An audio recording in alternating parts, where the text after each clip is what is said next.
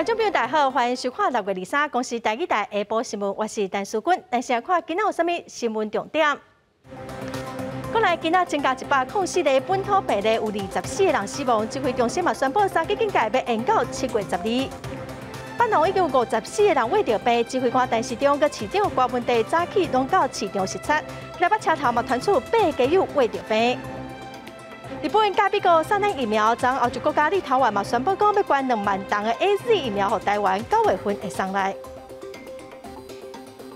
新闻先来看，前2日咱国胃着病本土病例拢无超过100例，也毋过今仔是又增加104例哦，有24人死亡。新北市有45例，台北市有22例。指挥官陈时中讲，虽然今仔案例比前2日较侪，也毋过整体趋势嘛是往好的方向在行。来听指挥中心部上届新的说明。那就我们那个确定的病例哈，那本土的病例有104例。好，没有境外移入。那死亡的个案有24例。我们今天还是维持3级警戒哈，我们维持到7月12号。整体的趋势虽然在这段时间已经有一些改善，但是并没有达到我们要的一个要求。就这个因应北农的群聚感染的事件。有没有再做过一次的检讨？那农委会这边也要求，在6月24号0时起，如果没有阴性检验的证明，就不得进入。就是还是要快速的、全面的筛检，避免传播至家户及社区。我们大概就是要协助北北基桃批发市场从业人员逐步施打疫苗，以双北批发市场为优先的实施。有关地方政府因应其控制的需要，如双北因游民的确诊，在合理的疫苗数量范围，那可以自行来调控，那得采专案的方式，照册接种。指挥中心拄仔嘛宣布讲，3级警戒要延到7月12日哦。虽然有真侪民众拢真期待讲降级，还是讲部分来解封，也毋过国内专家是认为讲，台湾的所在真细，分区解封已经是真歹控制。嘛呼吁民众爱赶紧去注疫苗，因为至少要有3成以上的民众有注预防针，才较安全。新冠本土疫情已经连续2天1天增加确诊病例数，降到100例以下。不少人关心，全国疫情3级警戒是否甚受机会分区降级或者是解封？国内专家表示，台湾地方细人较侪，无建议分区解封。如果有个地方解封别的地方没有解封，那有解封的地方的压力其实会很大。因为你很多人就会去那边消费，或者这边从事一些活动。以台湾这么小的一个地方呢，不要分区解封是比较好的选择了。王立明表示，想要解封，就要靠疫苗抗疫。顶礼拜开始大规模注新冠疫苗，下个月7月7日开始，搁扩大第1到第8类对象来注。不过最近疫苗注射了后，雄死亡案例一直传出来。虽然死因有缘爱去调查，不过各地注射率拢降低，出现反注调。专家烦恼，目前全台疫苗的注射率只有7%，若无达到3成，想要解封，恐惊是无够可能。我们应该把我们的目标至少放到3成到4成然后再来考虑，在这时候再来看看的疫情。那这个也不是不能达到的，因为其实目前大家愿意接种的，大家的意愿其实都还不错的。面对来势真强的印度变种病毒，传播力比英国变种病毒更较强。王立明强调，英国上新的研究报告指出，这疫苗对抗印度2种变种病毒拢有一定的效果。现阶段除了鼓励民众赶紧注疫苗，也要过来洗手、挂嘴罨，保持社交距离，防疫未当放任。记者综合报道。台北市传出讲，台北农产运销公司佮有树林的长照中心有严重的烧毁事件。昨暗又佮传出讲，台北车头有8家友嘛去胃着病。台北市政府表示，会先来隔离确诊的家友，刷来会先帮家友注预防针。台北车站的部分，我们目前掌握有8位街友确诊。那我们第一时间就跟卫生局合作那其中安排5位到防疫旅馆，那另外3位因为有合并其他的疾病我们安排住院治疗当中，所以并没有有街友失踪，然后确诊街友找不到的一个状况。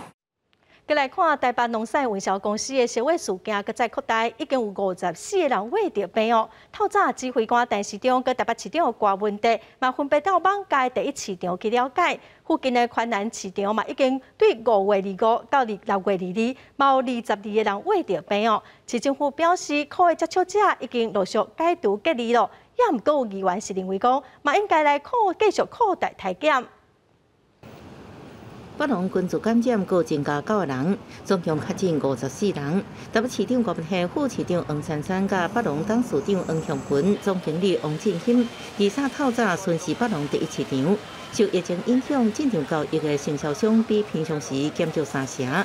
北农也趁机会辅导经销商采取有约制交易，减少进场人数，搁严格规范批发拍卖，爱保持距离。你若无遵守到这规定，恁都管制若无好势，你咧买货你买袂着。这4、5点钟，拢袂使，人拢袂使去挖着阮的拍卖员。这安尼一排吼，已经徛3个人尔。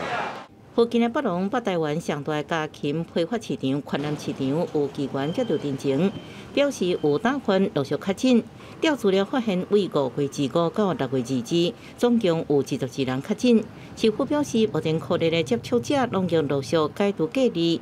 不过，机关烦恼真侪打翻，惊快筛阳性了后被隔离无法度做生理，所以快筛意愿真低，恐惊正做防疫抗胖。造册的1054位要进行快筛，可是实际上快筛的人数也只有790位，那还有264位可能就是隐藏性的一个确诊的一个黑数。赶快针对这264位的部分，立即进行强制性的快筛。市场规定规定要3天才可以来这边做，休息3天才来做。我来做之前再验一次，也是阴性。我总共验了2次。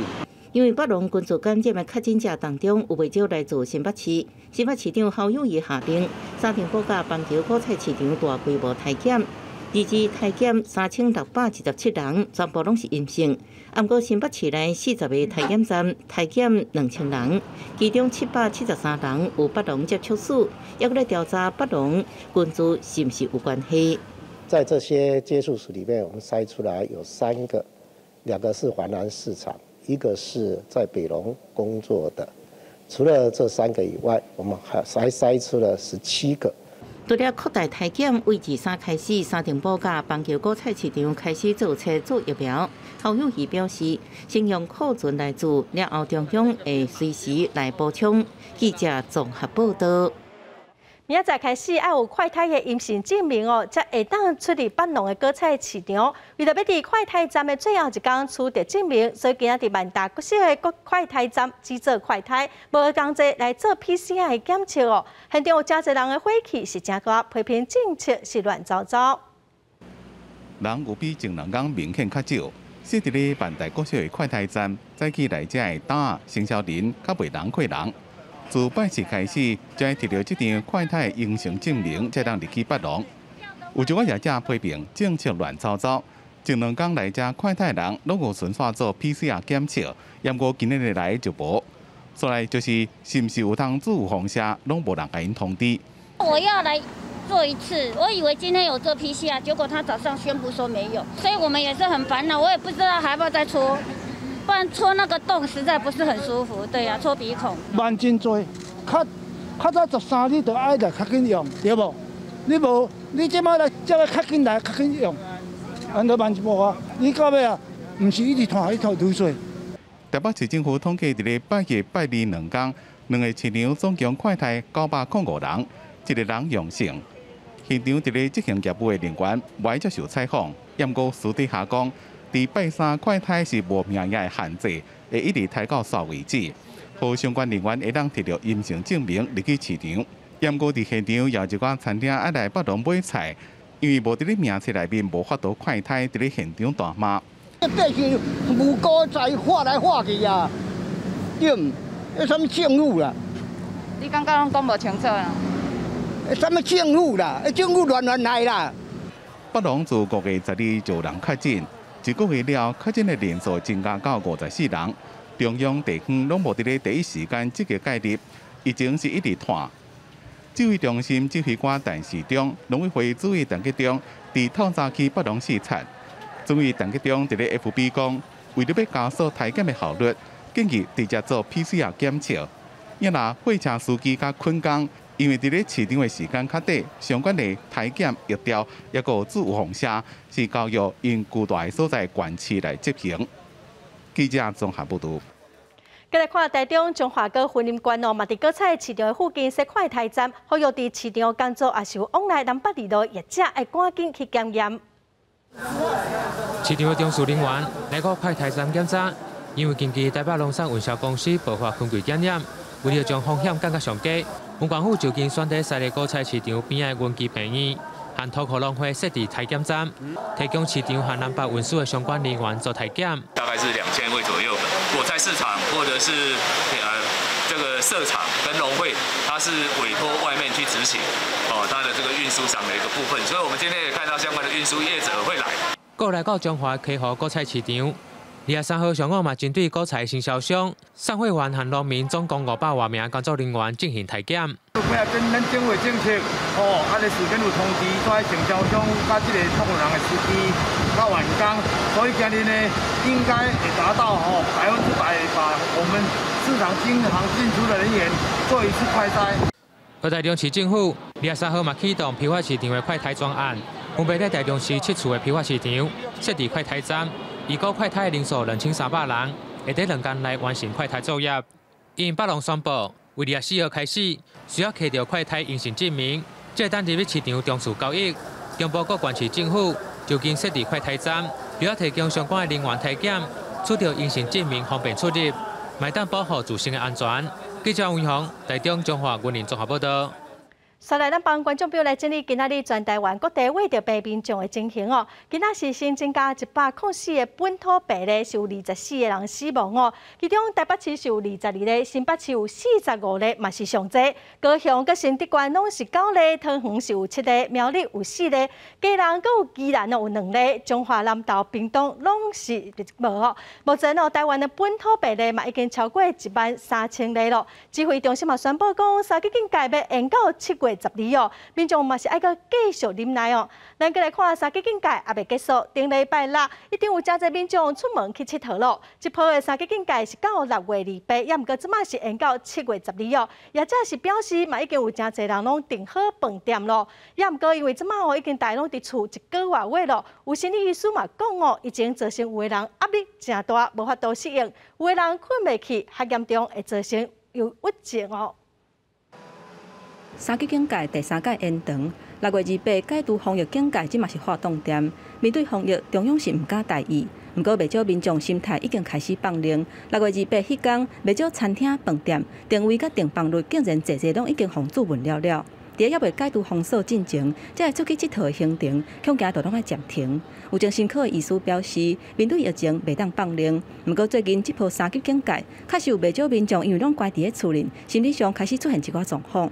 所以很容易產生所謂的壓力適應障礙，產生一些睡眠障礙的狀況，負面情緒的增加，焦慮症、憂鬱症。醫師表示，去年歐美各國的疫情是更較嚴重，啟動封城的機制，民眾敢會當踮佇咧厝裡，甚至敢若有特定的時間才會當出門買物件。不過國內敢若有三級警戒，並無限制民眾的流動。不過上班的形態改變，有袂少民眾居家上班，餐廳嘛限制禁止佇咧內底食，敢會當包轉去。生活形態出現大幅度的變化，建議民眾在疫情期間，除了防疫，嘛要做好心理健康的防疫。我們作息可以保持規律，然後睡眠充足，甚至養成運動的好習慣。即使工作形態改變，能夠讓生活呢結構化，然後能夠讓生活有內容，做該做的事情。另外，醫師呼籲，雖然最近本土病例數量有降到2位數，不過並無代表疫情已經轉好。有風聲講可能會部分解除封鎖，醫師是感覺真煩惱，驚民眾防疫放冷了後，恐驚會引起另外一波疫情的高峰。建議在全民做疫苗進前，都要保持安全距離，減少群聚。記者綜合報道。雖然全國國家公園風景區已經封起來，不過警方是統計講，過去1個月，全國有22件違規進入國家公園的案例。在台南哦，將對市場嘛推出智慧分流的系統，會使隨發現講對一個所在人傷過濟，像無掛喙暗，嘛會使隨發現。第一年没有。警方直接对撞入垦丁海边的民众开罚单，有的甚至佫无挂喙罨。全国实施3级警戒超过1个月，每一个国家公园风景区拢无开放，不过也是有人无聊会黑白走入去。到6月23为止，垦丁已经举发13件无挂喙罨，全国嘛有22件违规走入去国家公园风景区的案件。垦丁国家公园各风景区，例如南湾、白沙等，均实施封闭，禁止民众进入群聚。 迄今计举发13件。为了大家健康，请进行分流。另外，最近各地市仔出来买菜的民众嘛有较侪。台南市推出智慧分流系统，透过即时的监控影像加 AI 辨识功能，唔但会当掠出人丁较客的所在，就连民众到底敢有挂喙罨，拢会当掠出来。这个如果用在台北市，会跟台北县会更好。如果觉得有口罩测试这种哦，那更厉害。这个技术是。 当初登革热防治的时候所衍生出来，人潮聚集的时候，它自动会电脑自动会告诉我们现在有多少人，超过的人的话，它会自动发出警讯。这个科技防疫系统目前是先伫新营、麻豆等4个传统市场试用，所落来台南市府阁要针对重要的交通地点，亲像转运站、火车头等的公共场所来实施，专门有防每一个防疫的空档。记者综合报道。 日本甲美国送咱疫苗，昨欧洲国家立陶宛嘛宣布讲要捐2万吨的 AZ 疫苗予台湾，9月份会送来。外交部有细度写，其实最近立陶宛对咱台湾真友善，之前是有宣布讲年底要来台湾设办事处，而 WHA 嘛有发言来相挺。有学者是认为讲，这应该是甲立陶宛反中国的态度有关系。 伫美国甲日本了后，欧洲国家立陶宛22宣布会捐2万吨 AZ 疫苗予台湾，按算伫9月底进前送到位。立陶宛总理西莫尼特表示，因是想要送搁较济，不过目前敢若会当有偌济力，出偌济力。立陶宛外交部长兰博基伫推特抛出2个国旗，伊讲会当帮助台湾人，是感觉真欢喜，而且强调讲，热爱自由的人应该爱互相照应。立陶宛是欧盟第一个率先挺身捐赠台湾疫苗的国家。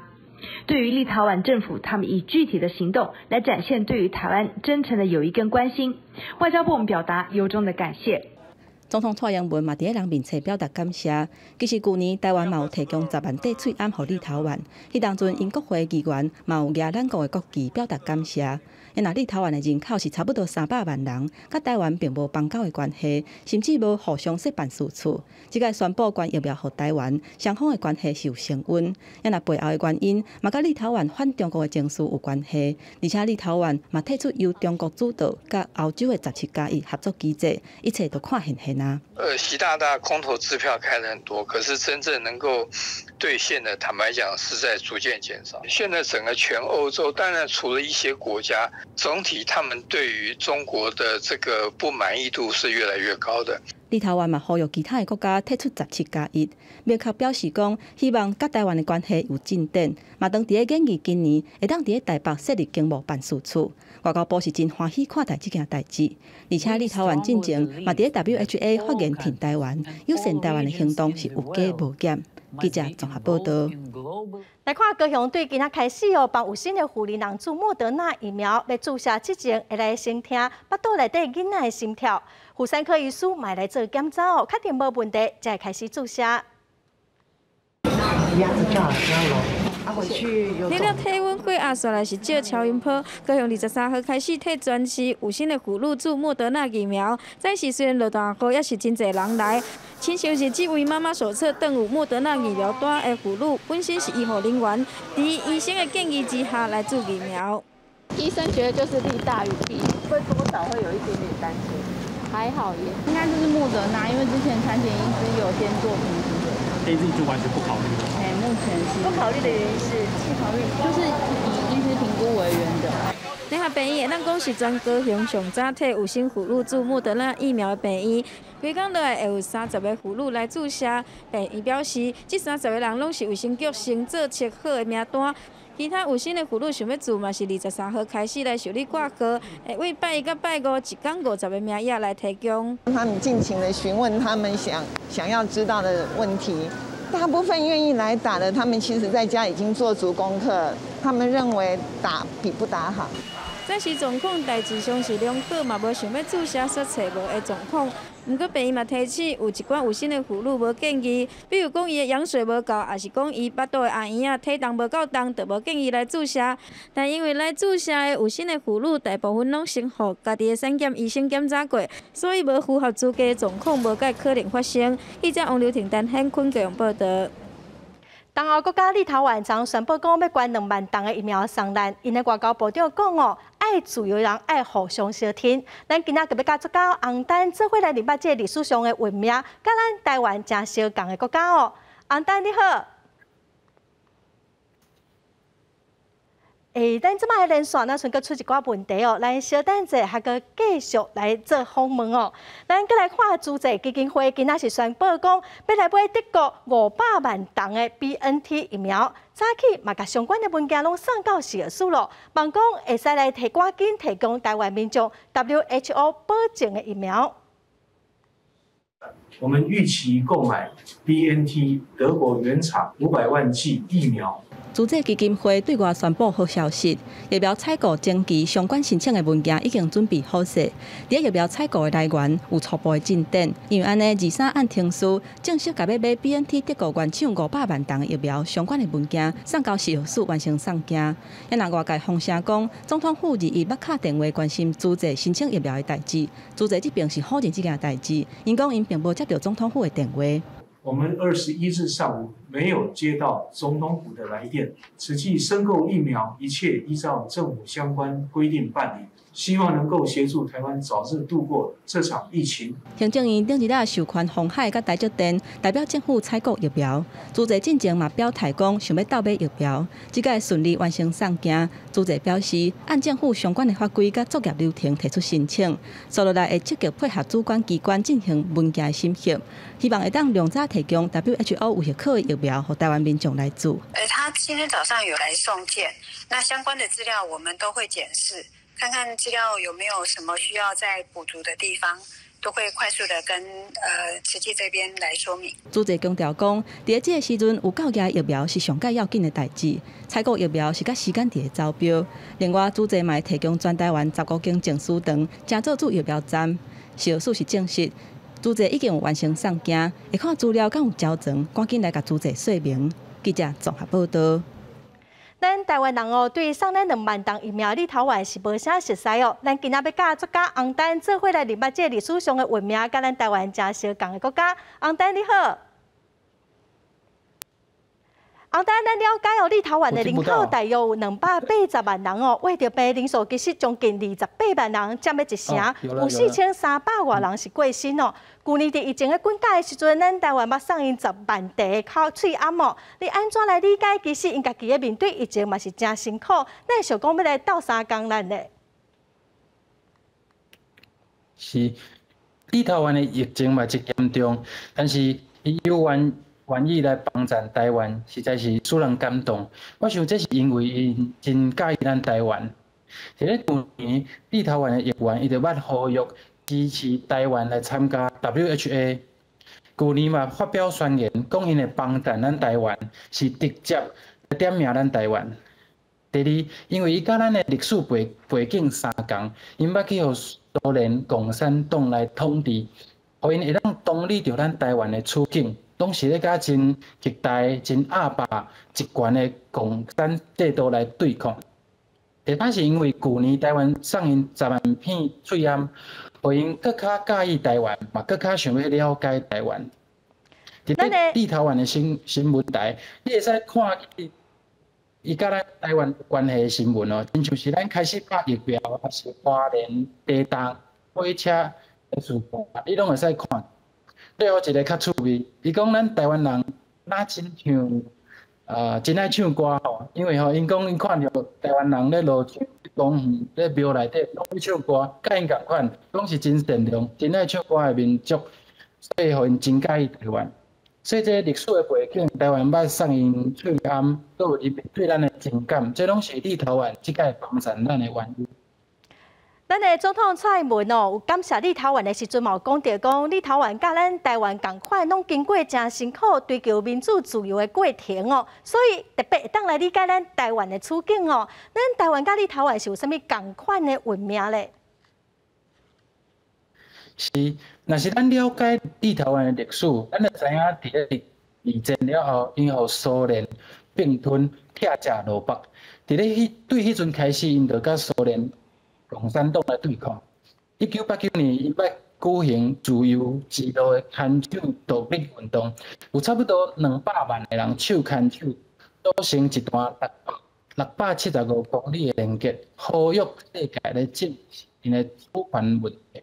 咱台湾嘛，因为即届的运动来受到启发，伫咧2004年举行128手牵手护台湾的运动。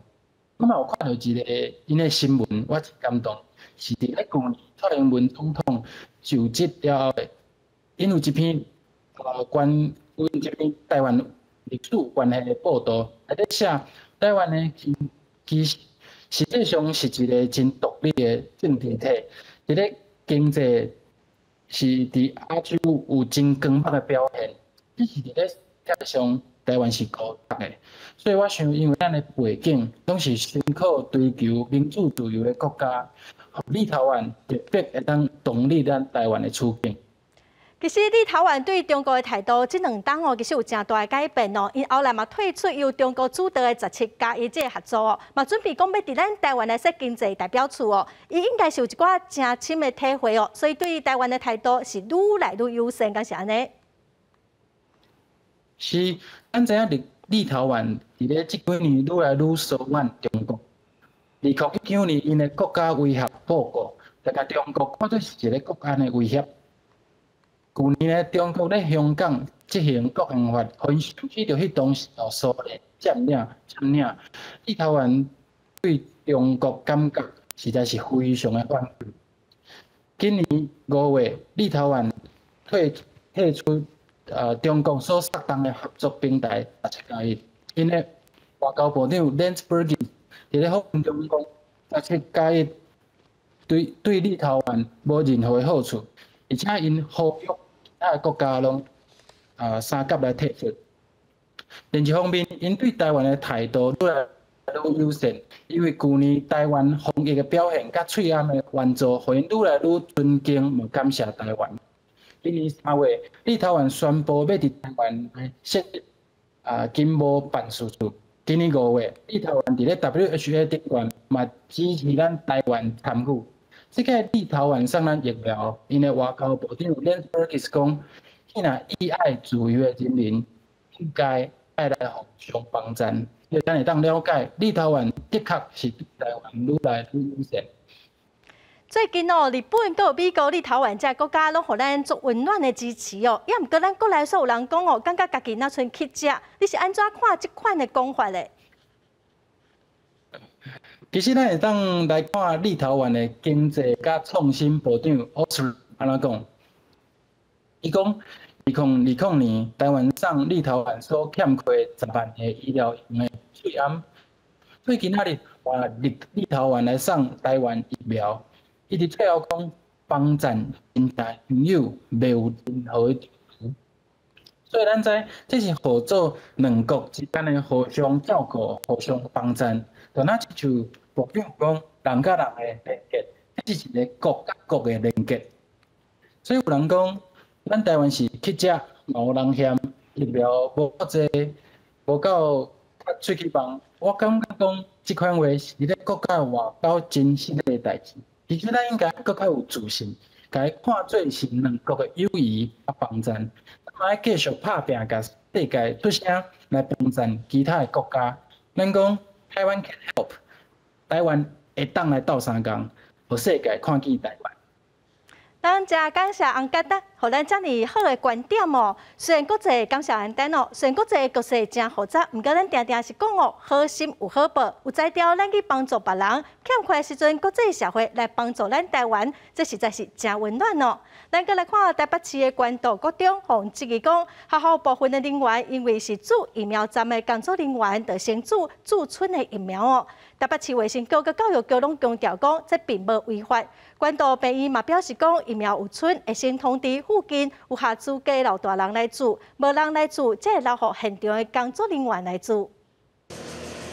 伫咧布棚内，即个人几位是大人伫咧排队。关渡国中注射站配合关渡病院安排，一早起开始自放车，严顾民众甲平面媒体投讲，监督各种的工作人员以工作人员的身份优先驻村的有风社。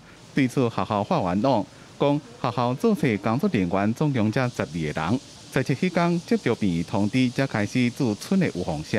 我本人接受关渡医院的通知，那当天预计有2剂，所以当天呢是已经5点多了哈，有些同仁已经也下班了。所以工作人员当中，当天施打的是包含我事务组的陈小姐来做施打。没有符合这个规定。做错什么事情，学校就是依照那个市府卫生局跟医疗院所的指示，用残剂打那个疫苗啊。学校表示，工作人员的名单拢有提报给病院，一直到目前总共有6个人已经自过，身份包括校长、同事，也有工友拢有，而且拢有长时间伫咧现场协助。根据台北市政府的规定。为了要避免资源浪费，伫迄一天确定有村的有风社，也就是开关了用村的有风社，会让互现场直接参加或者是协助的人做，符合第7类另外的规定。市政府都有公告说可以打这个学校的协助的老师，所以这些老师属于第7类的。那我们会在实在都扣不到长者或其他类的人的时候呢，我们就会请学校的老师来打，这样子来解决余剂的问题。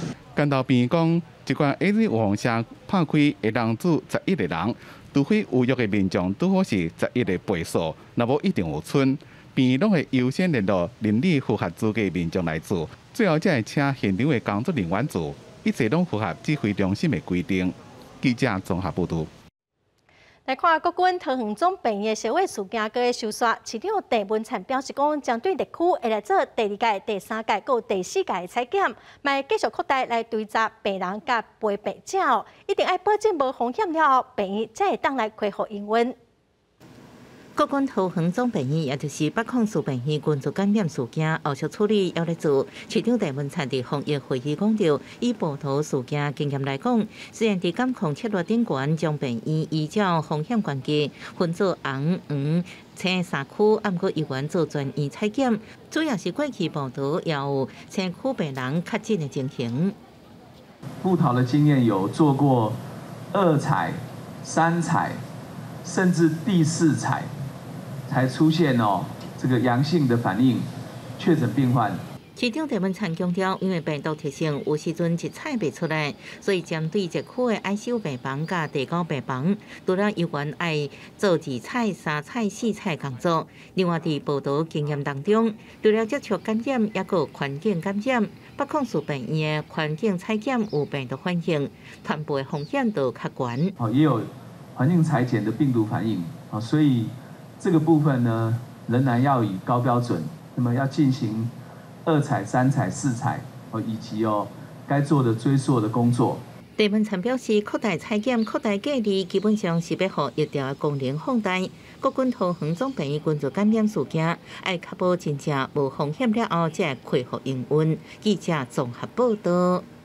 美国总统拜登忙讲，今年的7月初是美国的国庆日，至少要有70%的大人拢注疫苗。也毋过，这个目标确定是无法度达成啊。另外，伫印度虽然政府是互民众免费注疫苗，也毋过因为当地风声讲注疫苗会去影响到团众接待哦，所以真侪人拢唔肯注。伫北京22个防疫记者会顶悬，拜登政府防疫官员第一摆承认。7月初时要互全美70%成年人口拢注至少1剂新冠疫苗目标，确定无法度达成。主要是年轻族群自的意愿无悬。上新目标是要互27岁以下人口疫苗注射率赶紧达到70%。We will meet the 70% goal for ages 27 and older by the end of July 4th weekend, with a few extra weeks needed for the 18 to 26-year-olds to get vaccinated. 根据美国联邦政府2日的数据，全美超过1.5亿个人已经注完2剂疫苗，有9成65岁以上人口至少注过1剂疫苗，40岁以上至少7.5%，30岁以上要7%。北京22强调，这证明政府的注疫苗目标绝对是正确的。Is we set a bold, ambitious goal, something the president has done from the very beginning, and we are expected to meet that goal just a couple weeks after July 4th. 另外，全球第2大新冠疫区的印度第2波疫情慢慢转好，政府也为这礼拜开始，予全国成年人免费注疫苗。不过因为农村谣传新冠病毒只伫大都市传播，而且做疫苗会影响生育能力，所以大部分的村民抗拒做疫苗，严重影响防疫工作。 आप जहाँ रहेंगे सेफ रहेंगे सुरक्षित रहेंगी आप बैठेंगी आपको देखा देखी एक लोग और आएंगे कोई नहीं बनेगा कोई नहीं ऐसा कोई जगह 另外，日本政府进行将辉瑞 BNT 疫苗公费注的对象放年到12岁以上。不过，因为注疫苗爱家长同意，可能会互无注过疫苗引起同侪压力，或者是霸凌歧视这现象。所以，日本政府日前表示，各中高中生目前无推荐集体注疫苗，假使要注，爱利用放学或者是假日，和家庭医生个别来注。公司新闻警员请编辑。 咱来看美国的太空公司 SpaceX 猎鹰9号最近进行第22届国际太空站物资补充的任务哦。这届还有一寡生物要送到太空。NASA 是表示讲，这是为了要了解动物甲微生物伫无动力的环境是安怎来互相作用。美国 NASA 太空总署的职员坐伫咧控制中心，看到荧幕顶头猎鹰9号升空，要飞去国际太空站进行第22遍的太空站补给任务。 这边有炸3320公斤的蔬菜水果、太阳能板甲科学研究设备，另外还有一寡生物，包括130只还有细只的地尾目蚱仔，甲2000只俗称水蠅虫的反哺动物。 This project's all about trying to understand how the effects of microgravity is impacting how beneficial microbes and animals talk to each other. And we chose the squid. 研究人员讲，太空人伫咧执行任务的时阵，体内免疫系统可能会受到损害或者是失调。不过，太空人无法度随得到治疗，所以想要透过研究了解长期执行太空任务会对动物产生什么影响。 因为目蚱仔的免疫系统甲人类正共，所以被选做研究对象。因那水蠅虫因为会当忍受极端的高温、低温、压力甲辐射，科学家想要就着了解水蠅虫伫咧太阳系佮星球之间的反应，知影太空人伫咧经历同款任务时阵的反应。除了这款生物会当有一段太空旅程，亚马逊的创始人贝佐斯会伫咧7月甲伊的小弟做伙参加引导航太公司NASA起源的第一遍载人太空旅行。 I really want you to come with me. Would you? Are you serious? I am. I think it would be meaningful. I have my brother there. 这段旅行按算7月20出发，到时火箭会飞到太空的边缘，推进器会甲太空舱分离，然后推进器会用垂直的方式降落伫咧发射台附近。因那太空舱是由降落伞协助安全降落，若是成功，这是太空旅游竞赛跨时代一大步，宣告私人商业太空旅行时代来临。公司新闻陈思东编辑。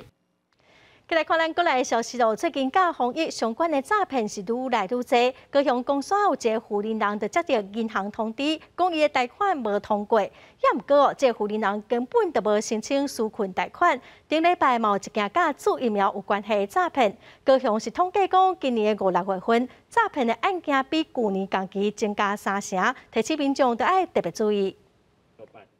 他没有办纾困贷款，他本人没有办，但是他收到这样子的简讯。伫高雄公产有一个富人人来到银行提出简讯，讲台湾银行通知伊所申请的劳工纾困贷款无通过，伊敲电话登记。不过富人人表示讲，家己并无申请贷款，银行也查无记录。警方表示讲，这款简讯就要骗民众敲登记，搁再骗民众去 ATM 汇款。诈骗集团假冒银行发送纾困贷款简讯。 以未申办成功为理由，请民众回电，进而骗取民众交付银行账户提款卡给诈骗集团作为诈骗的工具。疫情期间，唔闹假的纾困贷款，高雄市刑警大队顶礼拜也抓到一桩疫苗诈骗案，嫌犯讲是会当替安排民众来注疫苗，再来向民众收钱。另外，一般诈骗案件也无减少，伫新兴区19有一个富人人报案。 歹徒是假做165反诈骗专线人员，讲伊的身份去互无名诈骗，口座也涉嫌洗钱案，伊对口座领200多万出来，交予一位自称专员的查甫人。警方也照线索，伫咧左营高铁站抓到嫌犯。张姓少年坦诚犯行了，并且供出另一名车手。高雄市警方统计，今年5、6月啊诈骗案件比去年同时间是增加33%，其中以假投资、分期付款以及着网络买物件的诈骗上介多。另外，也有不少是甲防疫相关的诈骗案件。以电话通知筛检结果阳性需交钱拿药，以领取防疫物资为由，结合 ATM 分期付款。警方提醒民众，若怀疑这个防疫相关的信息有问题，会当卡165反诈骗专线。提醒民众唔通电话搁卡倒转去，避免中计。记者综合报道。来看，伫关岛附近有一个热带性的低气压，今仔是发展成做今年第5号风台强皮。气象局是表示风台是往北北西的方向，向日本南方的海面移动，对台湾并无影响。也毋过因为方面的影响全台湾各地嘛是直接会向落大雨。伫关岛附近海域的热带性低气压发展做今年第5号风台色皮，因为色皮未来会持续往北北西的方向行。中央气象局表示，对台湾并无影响。我们预估它未来会慢慢的向西北的方向，再转北来到日本东方海面这个地方。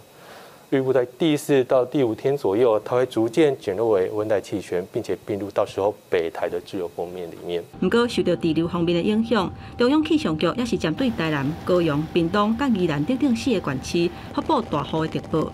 气象局指出，全台湾各地也是会出现落大雨的情形，尤其是南部地区会有落大雨的机会。南部地区今仔日规天的天气也是无稳定。强对流还是在台湾的南侧这个地方，所以我们要提醒，今天气象局早上对南部地区还有宜兰地区发布大雨特报。中午过后配合热力作用，包含在各地的山区，包含在东部地区，可能都要注意。短夜时强降雨的情况会越来越明显。气象局强调讲，亲像离岛、南屿、绿岛，还有金门，拢要注意会有8级至9级透风的情形。而且全台湾的天气也是真无稳定，提醒民众出门都要会记得早雨伞或者是雨伞。记者综合报道。来看，行政院颁发予台中火力发电厂天然气机组特种建筑物的执照，所以会使正式动工咯。也毋过，台中市长罗秀燕是非常的不满哦，早起开记者会批评政府乱来。台中火力发电厂是国内发电量上大的燃煤乡土团的电厂，但是伊的空气污染一直拢会影响中部的民众。经济部甲台电这几年推动用天然气换土团的计划，希望透过起乡天然气的机组，互乡土团的机组会当停止使用。毋过因为台中市府的都市设计审议一直无通过相关的程序，经济部长王美花22召开线顶记者会，宣布由行政院直接发出特种的建筑执照。营建署也正式表示，台中电厂的燃气机组不必进行督审。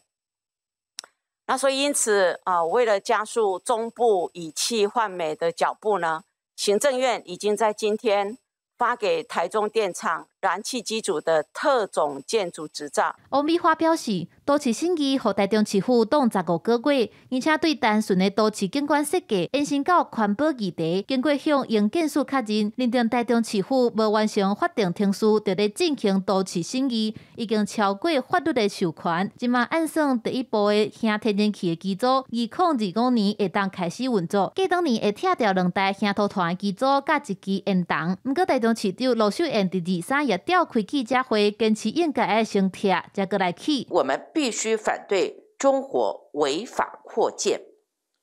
注意，中火要由现在全国全台湾最大的电厂违法扩建成全球全世界最大的火力发电厂，中部人无法承受，也不接受。罗秀燕认为，中央看起来是让步，愿意拆机组和延档，但是煞向开记者会，而且即马中火燃气的都市审议走到一半，中央煞直接发执照，等于是废掉地方都审的制度，无尊重地方自治。伊坚持比较通宵中火力发电厂先拆才阁起，中央要扩大起中火，就要先得到台中人的同意，若无会反对到底。记者综合报道。花莲这几天老大人注疫苗的比例已经剩1.5年。花莲县政府嘛宣布讲，24开始要来放领注疫苗的年纪哦，嘛呼吁民众爱来注疫苗，保护家己，嘛保护别人。花莲10日开放予90岁以上的非原住民，甲85岁以上的原住民注疫苗了后，原本住的比率还有4成。不过，全台湾小连续出现老大人注疫苗了后，身体无爽快，甚至死亡。地主愿意去住的人，敢若剩1成5。还是会有受到一些影响。对呀。官府2日调整做83岁以上的非原住民，78岁以上的原住民会当注疫苗。不过住的比率也是增加。第3届调整做开放65岁以上的原住民，甲75岁以上的非原住民2次注射，呼吁大家也是爱要意注疫苗的重要性。打疫苗之后猝死的肝，它是否跟疫苗有直接的相关性？其实目前都在调查中。不过整体来讲，因为感染新冠病毒造成死亡的，绝对比因为打疫苗之后造成的不幸要高出的比例太多了。第1类到第5类符合资格的人，有人无去注疫苗。苏在下讲，单要注莫德纳，不过中央注的对象，嘛为23开始增加做第6类至第10类。花莲会当配给到的疫苗有限，且符合资格的人都要把握机会。如果您还没有打到的，请赶快将您的名单送到您的主管机关，由主管机关网上呈报到 CDC。这个是一定的路径，也是这个国家规定的路径。目前花莲已经出现头一个染病死亡的个案，伊是进前放假家族互相烧的案件的牌卡，年岁是70多岁，而且有慢性病的病史。官府呼吁大家一定要注疫苗，才会当降低死亡率。记者综合报道。来讲纾困贷款6月15开始申请哦，所有民众因为收入上过少，唔免报税，所以无报税资料，银行拒绝贷款。到立委要求劳动部，这应该爱检讨。也毋过劳动部是表示哦，这嘛爱阁送行政院下部会来讨论，互立委是真不满。纾困4.0的劳工纾困贷款，6月15號開始申請，4天的時間，50萬個名額都滿了，停止收件。其中有一寡民眾收入上低，免報稅，等到因此無報稅資料，叫銀行來拒絕貸款。幾啊名執政黨立委是經記者會要求勞動部修正相關作業的規定。委員關心的這些情形，我們都有收集了。委員的意見跟各界的意見有跟長官報告，那他們也是要提跨部會的團隊去討論。安尼講法是有參加記者會立委才不滿，像講是捌做過勞動部政務處長的民進黨立委郭國文都認為，勞動部家己就會當修改，唔免報告行政院來去做決定。派專門委員出席而給我們預留的稿子，又或者說是一種已經好，如果我們會拿去討論。那顯然你們在內部沒有做過討論嗎？而這陣子以來，從紓困到現在，沒有聽到這些問題嗎？立委嘛批評名額太少，要求勞動部增加，又要求現在的規定唔通太嚴格。信用往來有無異常，簡易信用60分以上，你如果前面又要證明，後面又要把關，你把它當成一般的企業貸款來進行的話，不過是10萬塊錢呢。有需要用這麼嚴苛的方式嗎？主辦記者會，林楚儀嘛要求各部會定來檢討這波勞工紓困貸款方案，要來想辦法解決勞工的需求，還有因的問題。記者張志雄、陳柏如台北報道。伫厝裡上班是較輕鬆，也是壓力顛倒愈大。有一份針對900位主管的調查顯示，講有2成的主管認為講工作壓力是變大，因為辦公甲私人的時間真歹分哦。佮加上視訊會議變甲愈濟，其實是無較輕鬆。佇家己的厝內遠期上班，電腦頂懸嘛打扮各種利便大。蘇小姐是人力銀行的行銷企劃級的這個小主管，不過因為疫情的關係，已經改做居家辦公1個月了。因為以往上班就是都要比較早起來，然後還要就是化妝啊，然後穿衣服，然後去上班這樣子，所以就是現在整個通勤的時間，還有就是化妝的時間都省下來，然後其實一起床就可以馬上上班。唔免出門通省真濟交通時間，不過伫厝內網絡寬頻的速度個要親像公司遐緊，視訊會議的時陣嘛較會卡，溝通的效率嘛加真歹。比如說正在工作或開會的時候，然後自己就被踢出房間啊，就是顯示斷線啊，或者是他就一直轉圈圈，對，或者是說可能自己要講話的時候，那同事他們其實是聽得斷斷續續，或者是說很像變音的狀態，就是會一直很遲緩。那就还蛮抓狂。人力银行的数据团队最近嘛做小规模的调查，131个主管的心得，有20%的主管因讲，伫个厝内办公，因的压力变较大，原因是因为公司的时间分袂清，工时嘛加真多。他可能工作的时间会更长，为什么？因为他电脑一整天就开着，他就是公事跟私事，他可能全部都混在一起，所以会使得他常常觉得说，他一整天全部都是绑在工作上面。还佫有，若是讲无随时来回报信息，安尼互人听的人会感觉讲家己袂去受到信任。生活来和山西产品白做伙，而且为着要回报进度，原本一礼拜爱开一遍会议，怎么改做逐工拢爱开会？疫情来改变这个办公的形态，工作量甲压力嘛是加真大，这拢是逐工拢爱去面对的现实。记者综合报道。中华职棒大联盟宣布讲，按算要伫后礼拜二6月29重新开始比赛哦，也毋过无要开放观众，而且立场的每一个人拢爱做快筛，防疫相关规定交互指挥中心来审查哦。这2天应该会使确定讲，敢会当伫29开始比赛。中华职棒开始比赛2个月，就拄到本土疫情爆发，高达已经延后比赛超过1个月。虽然疫情短好，不过6月28是毋是部分解封也未决定。中职22召开领队会议，达成共识，若是会当恢复比赛，29是恢复比赛第一天。前2礼拜规划桃园、台中、斗六、台南、甲高雄5个球场来比赛，双北2个球场暂时也无比赛。目前的这个疫情。确诊人数啊，基本上还是集中在这个双北的这2个地区，所以呢，我们暂时就先以从桃园开始的球场作为复赛的这个比赛的场地。中职表示，持续甲地方政府做沟通，若是防疫计划通过，地方政府表示愿意提供场地来继续比赛。不过恢复比赛要做伙出力，无开放观众家己伫内。所有入去球场的人员要先做快筛，逐礼拜要各做快筛。媒体暂时袂当到球场采访。若是一个球团有一个人员确诊，这个球团就会停赛；若是球团无人确诊，所有14个人互扣列，这个球团嘛爱停赛。比如说可能欠捕手或者欠一垒手，那其实也没办法比对，所以那时候也可能会考虑停赛。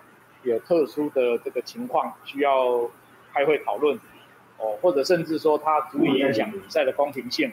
先提出1军恢复比赛计划，若是顺利，搁恢复2军的比赛。因为中职维持季赛，无要减少场次，今年有300场比赛，按算会到11月底、12月初完成全部的赛程，为春天拍到冬天，也是中职有史以来时间久啊上长，嘛上班结束的赛季。记者综合报道。2019年，台湾发生8仙6园顶部的意外，造成15个人死亡，有484人受伤。事件伫6月27晚6年了。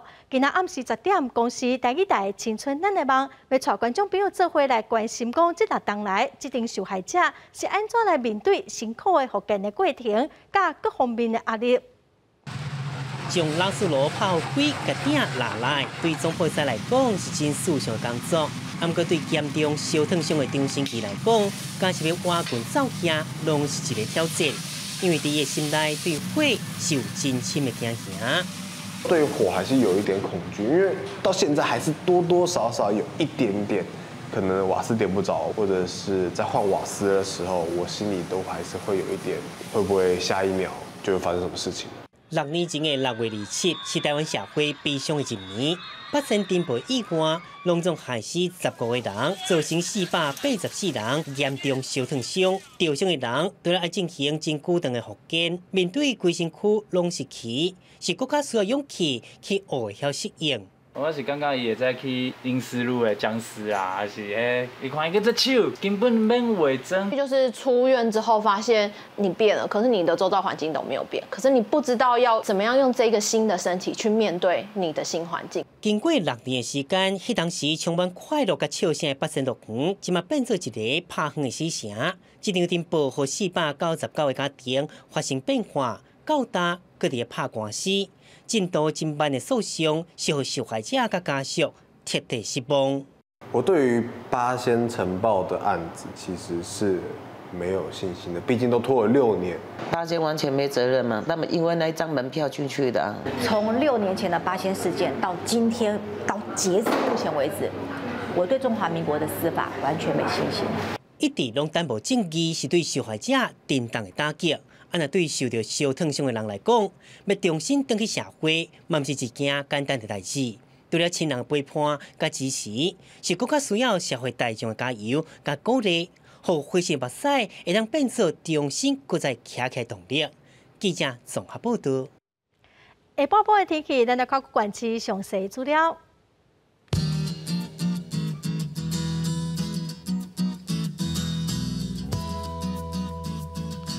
北部地区上低26度，上悬29度。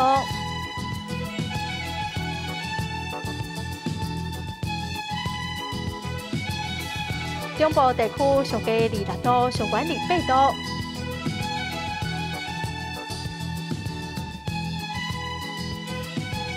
南部地区上低26度，上悬28度。